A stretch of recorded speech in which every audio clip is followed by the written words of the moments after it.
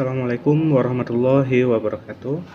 Baik teman-teman sekalian, hari ini alhamdulillah kita bisa sama-sama untuk mempelajari tentang filsafat.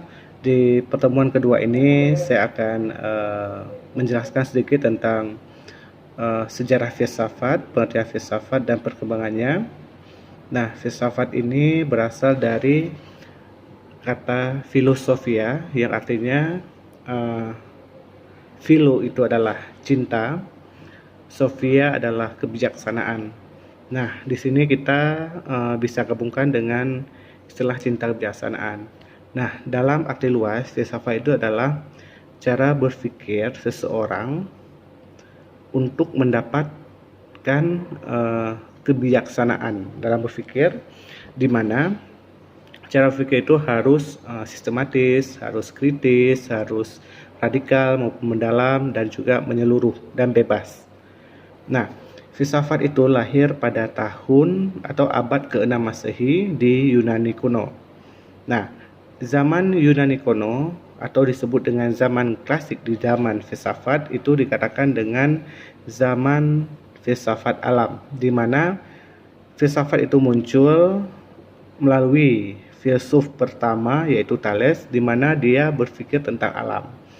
Menurut Thales, alam ini diciptakan oleh air. Kenapa dia bisa berpikir seperti itu? Dikarenakan dia hidup di tepi laut, makanya setiap hari dia melihat banyak air, maka dia bisa berargumen bahwa alam ini diciptakan oleh air.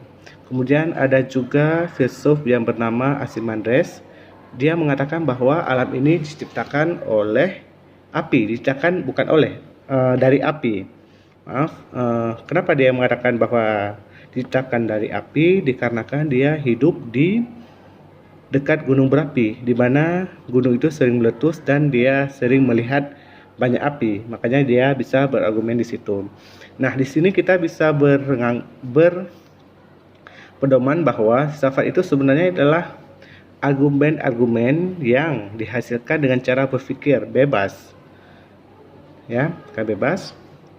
Kemudian filsafat ini sebenarnya dia sebagai alat berpikir. Nah, kalau kita umpamakan filsafat ini adalah sebagai pisau, ya, sebagai pisau yang bisa digunakan untuk apa saja, ya, bisa apa saja. Misalkan kalau kita menggunakan untuk hal yang jelek, nah pisau itu kita bisa membunuh orang. Tetapi kalau kita bisa menggunakan ke hal yang baik untuk kebaikan, nah pisau itu bisa digunakan untuk kebaikan. Contohnya seperti mengupas buah dan juga hal-hal yang lain yang bermanfaat bagi kehidupan manusia. Begitulah juga dengan filsafat, dengan cara berpikir. Kalau kita berpikir dengan menggunakan akal kita dengan hal yang jelek, ya akan menghasilkan sesuatu perbuatan yang jelek. Begitu juga dengan kita menggunakan hal untuk hal kebaikan, maka akan menghasilkan kebaikan-kebaikan. Kemudian filsafat ini dibagi ke 3 zaman, yaitu zaman klasik, zaman pertengahan, dan juga zaman modern. Zaman klasik adalah zaman di mana mereka, para filsuf, lebih memikirkan tentang alam semesta. Di zaman pertengahan, di sini munculnya agama sehingga akal itu dipenjarakan, sehingga filsuf di situ tidak bisa berpikir bebas lagi. Makanya di situ dikatakan dengan zaman kemunduran filsafat barat, ya. Tetapi di zaman klasik filsuf bebas memikirkan apa saja, memberikan argumen apa saja dan ide-ide apa saja. Makanya pada zaman klasik dikatakan dengan zaman keemasan filsafat barat. Tetapi pada zaman modern, nah di sini manusia ataupun filsuf-filsuf itu tidak mau lagi dikekang untuk berpikir. Makanya mereka mendobrak stigma agama, di mana mereka akhirnya bebas berpikir lagi.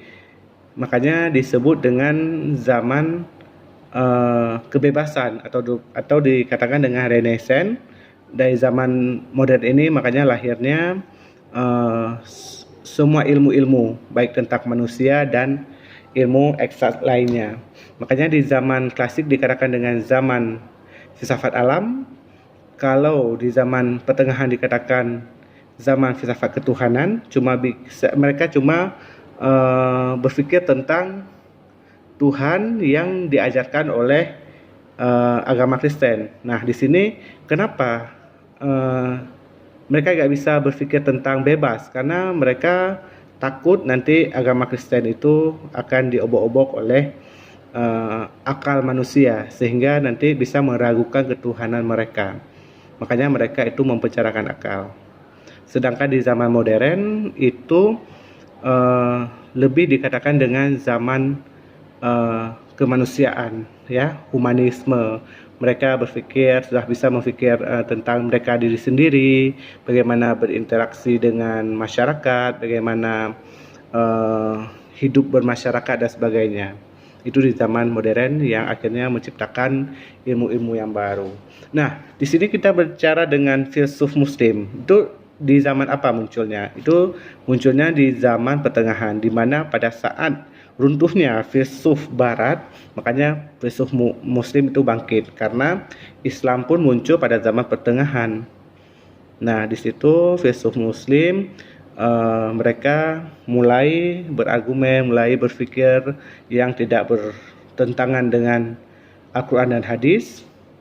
Mereka berpikir bagaimana Allah menciptakan manusia, bagaimana Allah menciptakan alam, dan bagaimana tentang zat ketuhanan itu sendiri. Seperti itu. Nah, apakah filsafat itu bertentangan dengan agama?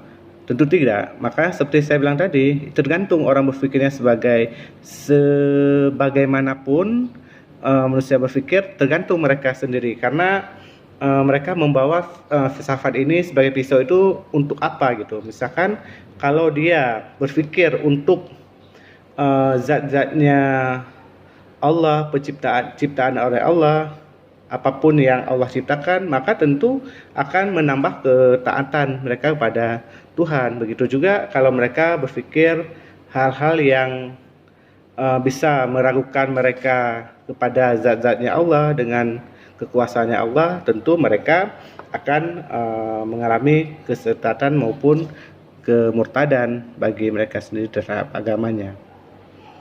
Oke, mungkin sedikit penjelasan tentang filsafat hari ini. Mungkin kalau teman-teman ingin bertanya, silakan bertanya di kolom komentar. Pada saat jam kuliah ini, nanti saya akan menjawab langsung. Oke, saya tunggu pertanyaannya. Mudah-mudahan bermanfaat untuk menambah wawasan teman-teman dalam mata kuliah ini. Terima kasih. Assalamualaikum warahmatullahi wabarakatuh.